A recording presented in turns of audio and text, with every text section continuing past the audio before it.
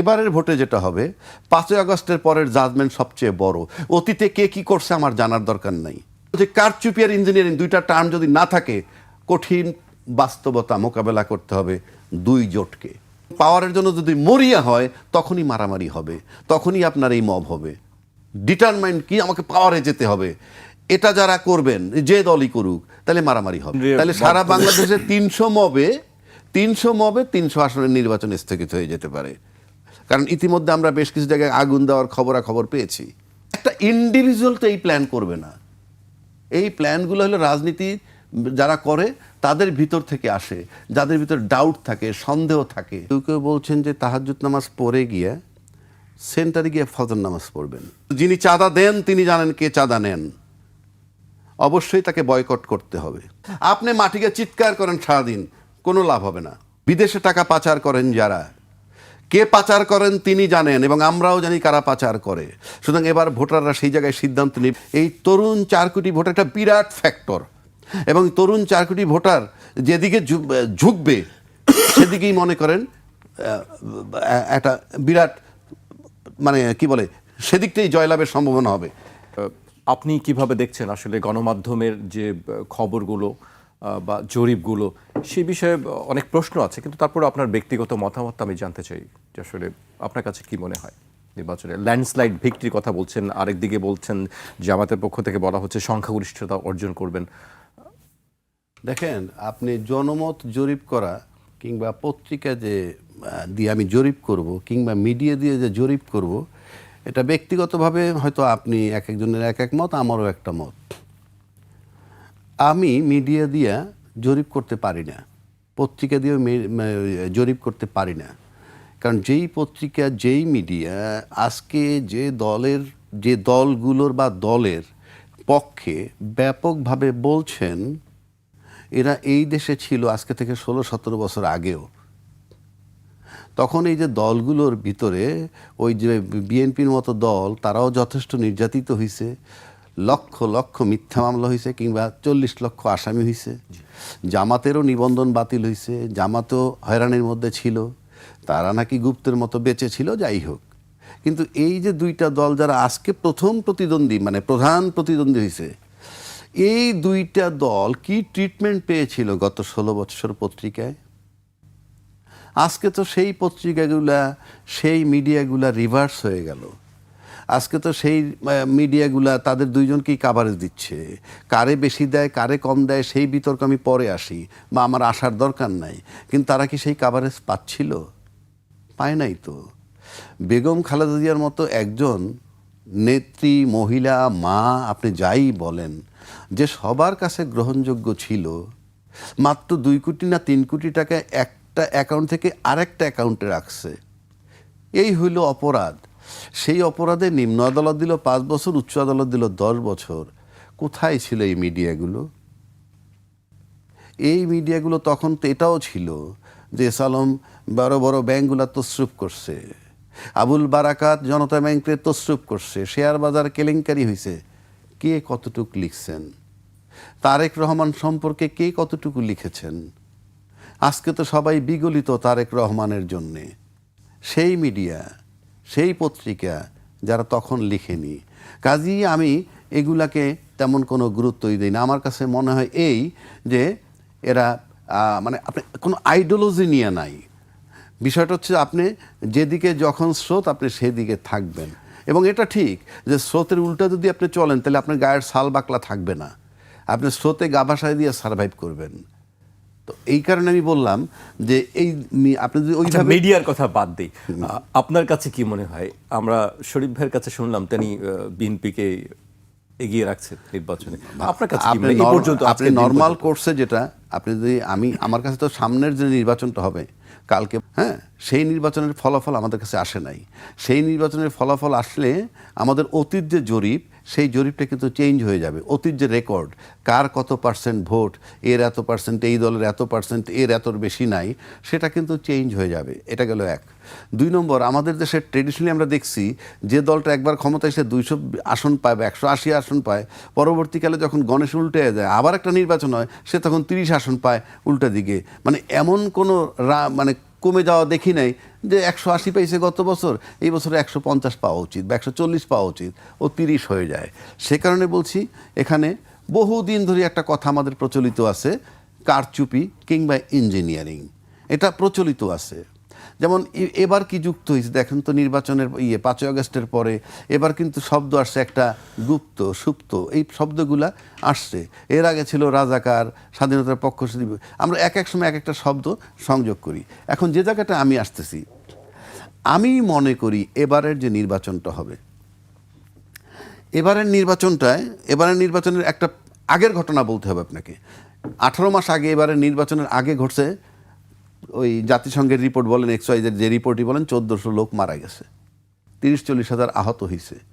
তারপরে দামি দামি লোক পালায়ে গেছেন, খতিব, গভর্নর, বাংলাদেশ ব্যাংকের সব পালায়ে গেছেন, পুলিশ থেকেও লোক পালায়ে গেছেন।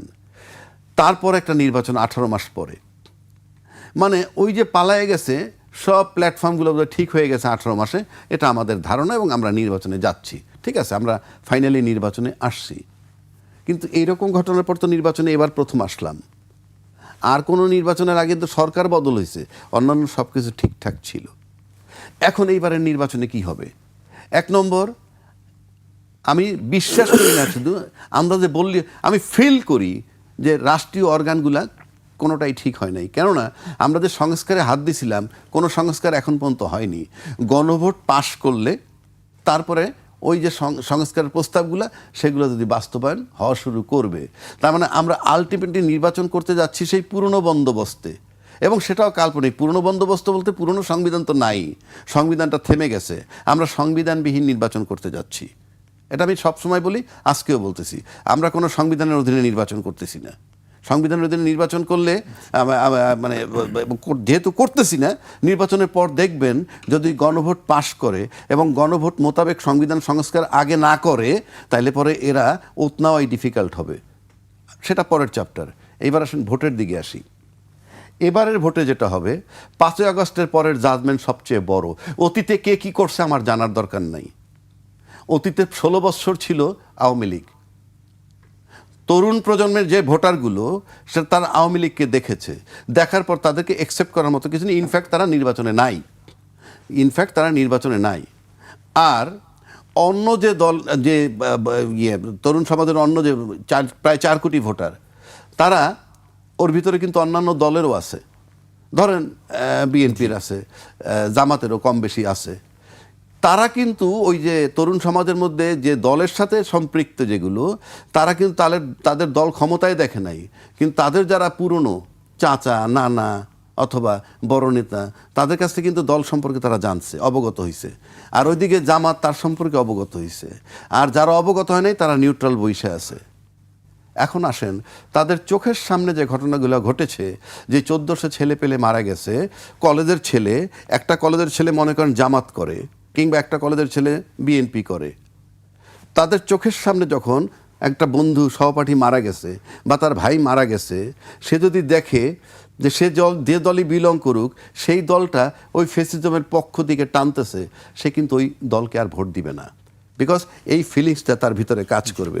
সুতরাং সেদিক থেকে বিবেচনায় নিলে এই তরুণ 4 কোটি ভোটার একটা বিরাট ফ্যাক্টর, এবং তরুণ 4 কোটি ভোটার যেদিকে ঝুঁকবে, সেদিকেই মনে করেন একটা বিরাট, মানে কি বলে, সেদিকটাই জয়লাভের সম্ভাবনা হবে।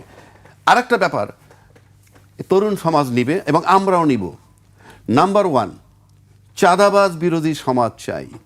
কে চাঁদাবাজ আপনি আমি বলতে পারবো না, কিন্তু যিনি চাঁদা দেন তিনি জানেন কে চাঁদা নেন। অবশ্যই তাকে বয়কট করতে হবে। দুর্নীতিবাজ, বিদেশে টাকা পাচার করেন যারা, কে পাচার করেন তিনি জানেন, এবং আমরাও জানি কারা পাচার করে। সুতরাং এবার ভোটাররা সেই জায়গায় সিদ্ধান্ত নেবে বলে আমি মনে করি। এবং ভোটাররা এইটুক বোঝে, যার গায়ে যত গন্ধই থাকুক না কেন, টাকা পাচার করবে না কে, দুর্নীতি করবে না কে, এবং টাকা পাচার, দুর্নীতি, তারপরে যদি মনে করেন যে টাকা পাচার, দুর্নীতি, চাঁদাবাজি, এইগুলা যদি আপনি চিন্তা করেন, তাইলে এগুলার সাথে যারা সম্পৃক্ত তারা কিন্তু বোঝে যে কারা সম্পৃক্ত, এবং ভোটাররা যদি বিবেচনায় নেয়, তাহলে কিন্তু ভোটের হিসাব নিকাশ মিলানো আপনার কঠিন। আর থার্ড বলতেছি, জুলাই চেতনা ধারণকারী ম্যান্ডেটরি, যারা জুলাই চেতনা ধারণ করবেন, এটা তাদেরকে যারা বিশ্বাস, ভোটাররা চিন্তা করবে। এই সব কিন্তু ভোটাররা থিওরিটিক্যালি বলবে। আপনি মাটিকে চিৎকার করেন সারাদিন, কোনো লাভ হবে না, কোনো লাভ হবে না। এবং কারণ এটা ভোটাররা, এই যে জুলাই চেতনা মাত্র 18 মাস আগের ঘটনা, কেউ ভোলে নাই, ভোলার কোনো কারণও নাই। আর চাঁদাবাজি কারা করে তাদেরকে বয়কট করবে, এটা আপনার আমার বলতে হবে না। এইবার আসেন, নারী বিদ্বেষী কথাও আছে, যারা নারী বিদ্বেষী তাদেরকেও মানুষ বয়কট করবে। কিন্তু প্রশ্ন হচ্ছে ভোটাররা তাদেরকে নারী বিদ্বেষী বিশ্বাস করতে হবে, যে নারী বিদ্বেষী বিশ্বাস করতে হবে, চাঁদাবাজি বিশ্বাস করতে হবে, তারপর দুর্নীতিবাজ বিশ্বাস করতে হবে, তার উপরে সিদ্ধান্ত নিতে হবে। সেই হিসাবে যদি আপনি ধরেন, তাহলে আপনার এবারের যে ভোট হবে, আবারও বলছি, কারচুপি আর ইঞ্জিনিয়ারিং দুইটা টার্ম যদি না থাকে, কঠিন বাস্তবতা মোকাবেলা করতে হবে দুই জোটকে। জি, আপনার কাছে আমি আবারও আসবো। এরপর যে আমি শরীফ ভাইয়ের কাছে আসতে চাই। শরীফ ভাই, আমরা বিএনপির পক্ষ থেকে একটি বক্তব্য আজকে দেওয়া হয়েছে, আমি সেটি উল্লেখ করতে চাই। বিএনপি নির্বাচন পরিচালনা কমিটির মুখপাত্র মাহাদি আমিন বলেছেন, যারা সারাক্ষণ সততা, দুর্নীতির বিরুদ্ধে অবস্থান এবং ইনসাফের বয়ান তৈরি করেন, তারাই যদি নির্বাচনে মাঠে টাকা দিয়ে ভোট কেনার চেষ্টা করেন, তাহলে সেটি অত্যন্ত লজ্জাজনক। এ বিষয়ে খোদ ওই দলীয় প্রধানের আসন ঢাকা 15-তে তার জন্য দাঁড়িপাল্লার ভোট চাইতে দলটির অন্যতম শীর্ষ আইনজীবী নেতা যেভাবে প্রকাশ্যে টাকা দিয়েছেন এবং ভোট কেনার চেষ্টা করেছেন, সেই ভিডিও ইতিমধ্যে দেশব্যাপী ভাইরাল হয়ে তুমুল সমালোচনার জন্ম দিয়েছেন। তিনি বলেন যে দলটি প্রতিনিয়ত দুর্নীতির বিরুদ্ধে কথা বলে, তারাই যদি ভোটের মাঠে দুর্নীতির মাধ্যমে টাকা ছড়িয়ে দলীয় প্রধানের আসনসহ দেশব্যাপী এভাবেই জনগণের ভোট কিনতে চায়, তাহলে এর চেয়ে বড় দ্বিচারিতা ও নৈতিকতার লঙ্ঘন আর কি হতে পারে। যদিও তিনি এই ঘটনার পরে ক্ষমা চেয়েছেন, দুঃখ প্রকাশ করেছেন এই ঘটনায়। গতকালকের এটি খুব আলোচিত একটা বিষয়। প্রথমত, মানুষ মানুষকে সহযোগিতা করে সামর্থ্য অনুযায়ী আমরা সবাই করি, এবং সেই অনুযায়ী তিনি করতেই পারেন। একজন মানুষের সাথে দেখা হলো, তার অভাবের কথা শুনলেন, তাকে 1000 টাকা দিলেন, অথবা তার সামর্থ্য যদি থাকে 50,000, 5 লাখ টাকা দিলেন, এটি তিনি দিতেই পারেন। কিন্তু যখন তার হাতে লিফলেট দেখা গেছে নির্বাচনী প্রচারের মধ্যে, এটি ওই ব্যারিস্টার সাহেব না হয়ে একজন ডক্টর সাহেবও যদি হতেন, তার ক্ষেত্রে একই কথা প্রযোজ্য হতো। আপনি যখন নির্বাচনী প্রচারটা চালাচ্ছেন এবং একটা প্রতীক হাতে আপনার আছে, আমি দেখতে পাচ্ছি আপনি একটা পক্ষের প্রতিনিধিত্ব করছেন সেখানে, তারপর আপনি যে কায়দায় হাতের মধ্যে 1000 টাকা গুজে দিচ্ছেন, সঙ্গত কারণে যে কোনো মানুষ এর মধ্য দিয়ে তিনি তার আগ পর্যন্ত তার ভাবনাটা যাই থাকুক না কেন, তিনি কিছুটা হলেও প্রভাবিত হবেন, এবং এটি নির্বাচনী আইন অনুযায়ী শাস্তিযোগ্য অপরাধ। আপনি, আমাদের এখানে অনেক মানুষ নানাভাবে সহযোগিতা করে, আমাদের প্রত্যেকেরই কতগুলোই আছে, তবে যেহেতু তিনি নির্বাচনী প্রচারণায় ছিলেন, সুতরাং এটিকে আপনাকে ভোট কেনা, টাকা দিয়ে ভোট কেনার যে সংস্কৃতি, তার সাথে আপনাকে মিলাতেই হবে। আপনি যত ধরনের ব্যাখ্যা বিশ্লেষণ করেন না কেন, এটিকে আলাদা করার সুযোগ নেই। ওই কারণে আপনি একজন মানুষকে ডেকে এনে, গরিব মানুষ, তাকে হোটেল নিয়ে খাওয়াতে পারেন ওনার সাধ্য অনুযায়ী। আমি শুনেছি যে উনি নানা সময় এই যে শাহবাগে চিকা মারার জন্য 6 লাখ টাকা দিয়েছেন, এটিও আমি শুনেছি। যদিও এই জায়গাগুলোতে আমাদের দেয়াল লেখানের যে অভিজ্ঞতাগুলো, তাতে এত টাকা লাগার কথা না, তারপরেও তিনি সহযোগিতা করেছেন। সব মানুষ তো অতটা উদার হয় না, কেউ কেউ উদার হয়, সহযোগিতাটা করেন।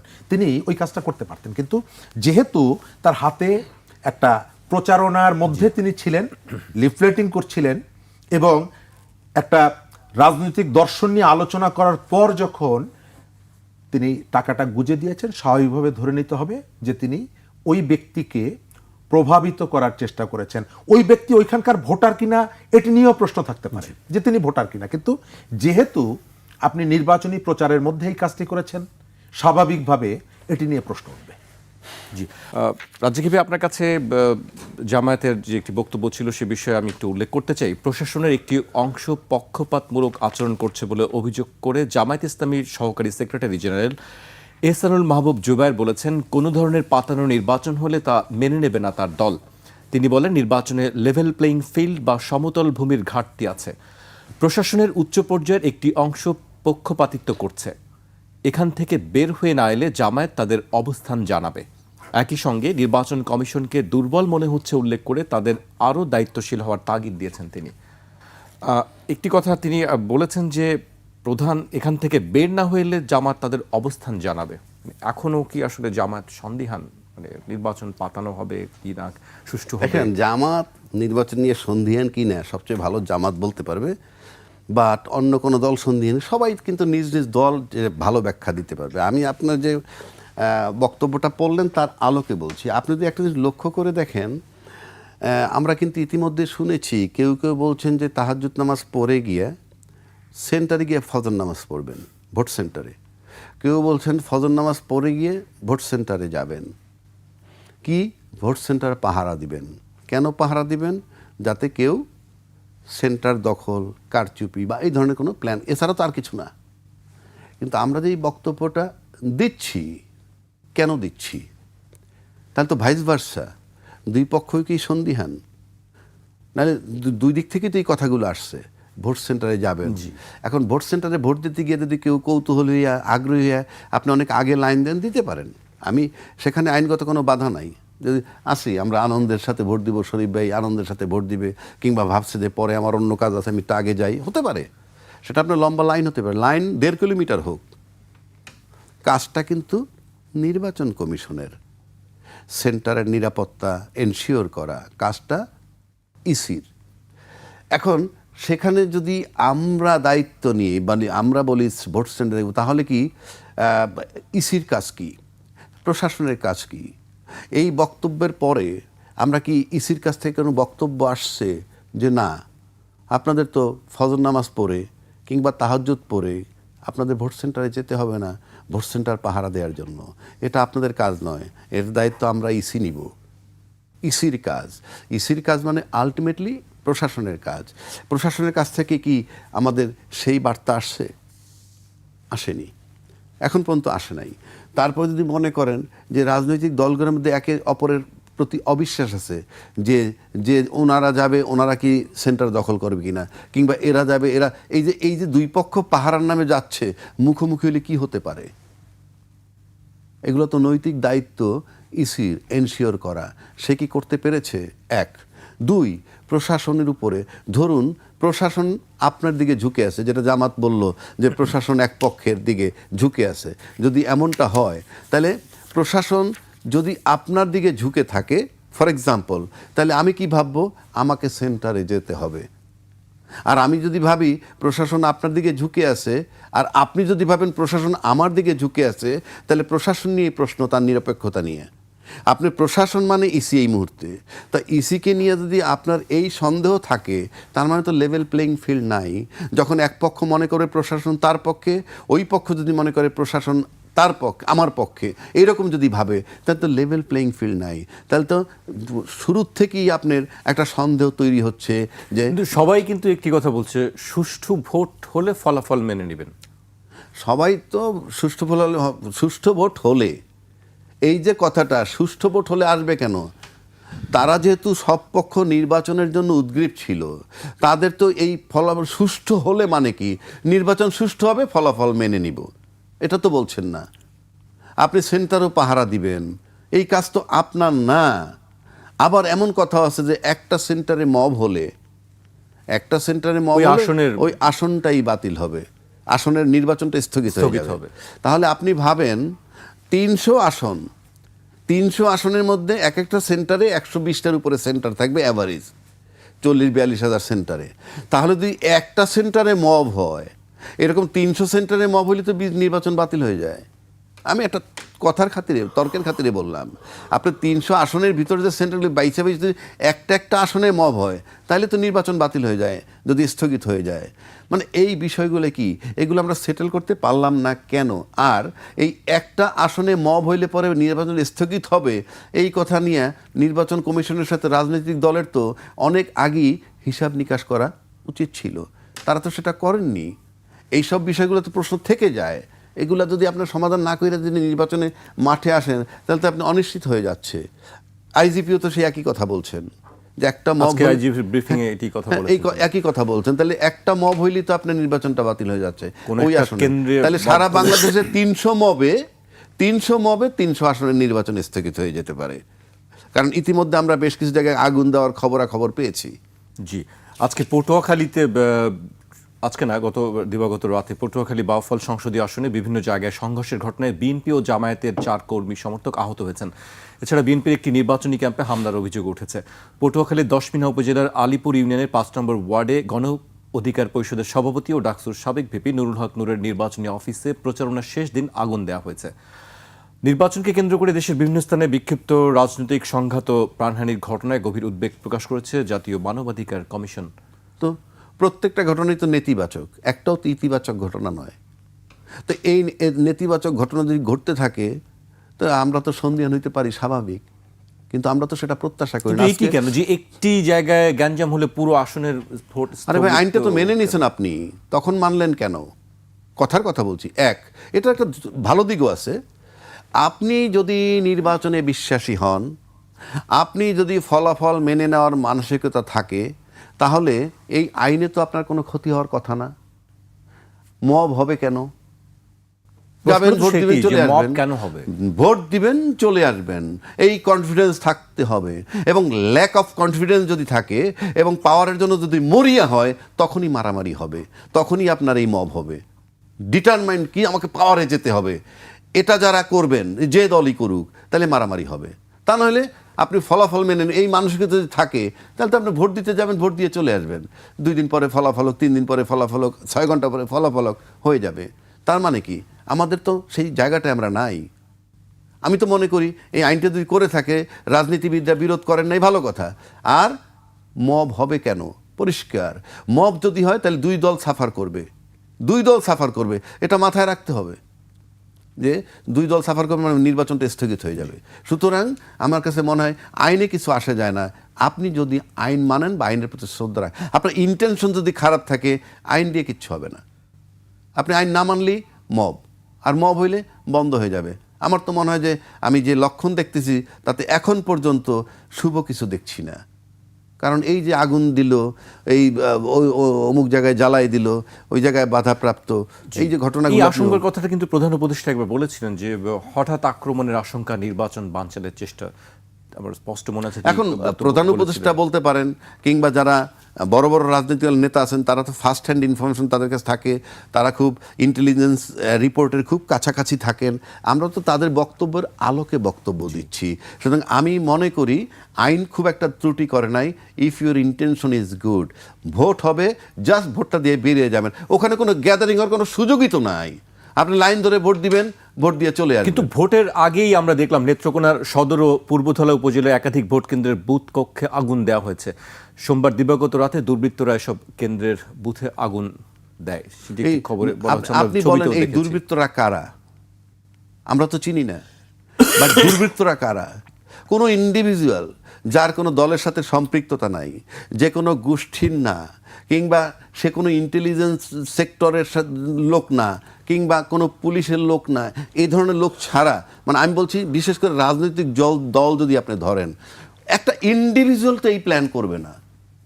এই প্ল্যানগুলো হলো রাজনীতি যারা করে তাদের ভিতর থেকে আসে, যাদের ভিতর ডাউট থাকে, সন্দেহ থাকে, তাহলে আপনি আসবেন। কিংবা নির্বাচনটা যারা বানচাল করতে চায়, কারা করতে চায়, নির্বাচন হইলে জয়লাভ করবে কারা, নির্বাচন না হইলে জয়লাভ করবে কারা, এটা তো অ্যাসার্ট নিশ্চিত কিছু না। যদি আপনার কনফিডেন্স থাকে আমি ভোটে জিতবো, তাহলে মানে 2 পক্ষেরই কি কনফিডেন্সের অভাব আছে? জি, খাসলত এক, সবাই ছোট ছোট হাসিনা এক, সেটা তো ঠিকই আছে। কারণ আসলে কি, এই যে আপনি একটু আগে বললেন যে জামাতের আমির বলছে শঙ্কিত, সে প্রশাসন ঝুঁকে যাচ্ছে, এই ধরনের যে কথাটা, এর কতগুলো সিমটম মতো আছে, আপনাকে দেখতে হবে। কারণ কি জানেন, সেফটি ফার্স্ট, অর্থাৎ নিজের সেফটিটা সবাই আগে দেখে। আপনি যদি খেয়াল থেকে থাকে, আব্দুল মোমেন অভ্যুত্থানে 8.5 মাস পরে 8 মাস পরে বের হয়েছে দেশ থেকে, সে বলছে। এবং সে তার সিম 6 বার পাল্টাইছে, বাসা 5 বার পাল্টাইছে, মাথার পরচুলা খুলে ফেলছে, দাড়ি টাড়ি রেখেছে, এবং সে বলছে প্রশাসনের সহযোগিতায় আমি বেরিয়ে এসেছি। আপনার খেয়াল আছে কিনা আমি জানি না, এগুলো সে বলছে। তো প্রশাসনের সহযোগিতায় বেরিয়ে আসা মানে হচ্ছেই যে একটা সরকার এই দেশে, এটা সরকারের ব্যর্থতাই বলবো, যে একটা সরকার থাকা অবস্থায় তার অধস্থন যে প্রশাসন, সেই প্রশাসন ফেসিজমের পক্ষের একজন আব্দুল মোমেনকে 8.5 মাস পরে দেশ থেকে বের করতে সহযোগিতা করে। তার মানে প্রশাসন এখনও ফ্যাসিজমের পক্ষে আছে এবং প্রশাসন দেখবে কে ক্ষমতায় আসলে পরে তারা সেফ থাকে। অর্থাৎ তাদের আমলনামাটা তো আমরা কিন্তু জানি। যেমন ভাই বললেন এই এনসিপির কিছু ছেলে পেলে যাদের দুর্নীতিবাজ, যেটা বিরাট আলোচনা হয়েছে, সবাই টাকা ইনকাম করছে, কোনো সন্দেহ নাই কামাইছে। এখন শব্দটা তো এরকম না যে ওরা আসার পরই বাংলাদেশের শব্দগুলো নতুন হয়েছে টাকা কামানো, এগুলোর বয়স 54 বছর, ওরা পরে এসে অ্যাড হয়েছে। 1 2 নম্বর, এরা আমাদের সন্তান, আমাদের নাতি, মঙ্গল গ্রহের সন্তান না, এদের সিলসিলা তো আমাদের। সুতরাং আপনি তার দুর্নীতি নিয়ে আসতেছি, তার আয় নিয়ে কথা বলছি, এবং এই মিডিয়ায় আমরা ইন্টারভিউ নিচ্ছি, তাকে জিজ্ঞেস করছি তোমার সোর্স অফ ইনকাম কি। কেউ কেউ বলছে আমরা একটা নতুন কাপড়ও পরতে পারবো না। সেটা এনসিপিরে যেভাবে আমরা জিজ্ঞেস করতে পেরেছি, আপনি বাংলাদেশে আর কোনো দল, প্রতিষ্ঠিত দলের কাউকে 3য় 4র্থ 5ম গ্রেডের কোনো নেতাকে এনেও জিজ্ঞেস করতে পারেন নাই, পারবেনও না। কেন বলছি যে পারেন নাই? ওদেরকে সহজে জিজ্ঞেস করতে পারছেন সোর্স অফ ইনকাম ইত্যাদি। এখন কেন বললাম তাহলে এই প্রশাসন কি ইসির অধীনস্থ, প্রশাসনটাই নির্বাচনটাকে আলটিমেটলি কন্ডাক্ট করে। তো প্রশাসন যখন আব্দুল মোমেনরে 8 মাস যাবৎ সহযোগী করে বের করে দিছে, আরও যারা আছে তারা এখন পর্যন্ত ছত্রছায়া আছে, প্রশাসন নলেজে আছে, কিংবা বের হয়ে থাকলে তারা সহযোগিতা করে বের করে দিতে। সুতরাং প্রশাসন চিন্তা করবে তার সেফটি কোন দল ক্ষমতায় আসলে। সুতরাং সেখানে কিছু, যদি ইঞ্জিনিয়ারিং শব্দ টার্মটা ব্যবহৃত হয়, তাহলে যদি ইঞ্জিনিয়ারিং হয়, আমি বলছি না হবে, তাহলে ইঞ্জিনিয়ারিংটা সেই লেভেলেই হবে যেই যিনি ক্ষমতা আসলে অন্তত তারা সেফ থাকবেন, তাদের উপরে তারা কোনো দুর্নীতির ব্যাপার কিংবা টাকা পাচারের ব্যাপার কিংবা চাঁদাবাজির ব্যাপারগুলো এটা নিয়ে মাথা ঘামাবেন না। এগুলো নিয়ে যদি মাথা ঘামান তাইলে পরে সিনারি অন্যরকম হইতো। তাইলে মোমেন্ট 8.5 মাস পর দেশ থেকে বের হইতে পারতো না। যেহেতু মোমেন্টকে সহযোগিতা করতেছে, ফেসিজমের পক্ষের শক্তির সহযোগিতা করতেছে, সুতরাং তাদেরকেই তারা ক্ষমতায় আনতে চাইবে যাদের মন মানসিকতা তাদের মতো কিংবা ফেসিজমের কাছাকাছি। জি, আরেকটি তথ্য আমি উল্লেখ করতে চাই। সারা দেশে ভোট কেন্দ্র 42,779টি, এর মধ্যে প্রায় 8,770টি কেন্দ্র ঝুঁকিপূর্ণ। এছাড়া 16,000 কেন্দ্রকে মধ্যম ঝুঁকিপূর্ণ হিসেবে চিহ্নিত করা হয়েছে। ইটি আইজিপি আজকে ব্রিফিংয়ে বলেছেন যে 42,000-এর মধ্যে 24,000 ভোট কেন্দ্র ঝুঁকিপূর্ণ। 8,000 হলো অনেক ঝুঁকিপূর্ণ, 16,000 হলো মোটামুটি ঝুঁকিপূর্ণ। এই যে বক্তব্য দেওয়ার পর 16,000 সেন্টারের নাম কিন্তু আমাদের কাছে আসে নাই, কথার কথা বলছি। জানা সত্ত্বেও যদি এই 16,000 আর 24,000, ধরেন অর্ধেক অলমোস্ট, এই সেন্টারগুলোর নিরাপত্তা যদি আপনারা না দিতে পারেন, আপনার এই ফলাফল ঘোষণা করে আমার লাভটা কি? আপনার এইগুলো ঘোষণা করে আমার লাভ কি? আপনি জানতেছেন যে এটা ঝুঁকিপূর্ণ, তারপরে প্রোটেক্ট, বরং এইগুলিতে আর হবে না। যদি বলা হয়েছে যে ব্যবস্থা নেওয়া হয়েছে, হ্যাঁ, সুতরাং আমরা দেখতে চাই যে আমাদের কাছে তালিকা নাই, তালিকাটা থাকলে ভালো হইতো। আমরা তাহলে ইলেকশনের দিন মিলাইতাম বা ইলেকশনের পরের দিন মিলাইতাম, যেগুলোকে ঝুঁকিপূর্ণ করছে সেগুলো ঝুঁকিমুক্ত ছিল। আর যদি ঝুঁকিমুক্ত তারপরে না হয়, ঝুঁকিপূর্ণই থেকে যায়, তাহলে হয় প্রশাসনিক ব্যর্থতা আর নয়তো ইন্টেনশনই হয় নাই। আর যদি ব্যর্থতা হয়, আপনি নির্বাচনে যাচ্ছেন কেন? জি, এটি আপনি প্রশ্ন রেখেছেন। শেষ করতে হচ্ছে আজকে আমাকে সময়ের কারণে। আপনাদের দুজনকেই অনেক ধন্যবাদ আমাদেরকে সময় দেওয়ার জন্য।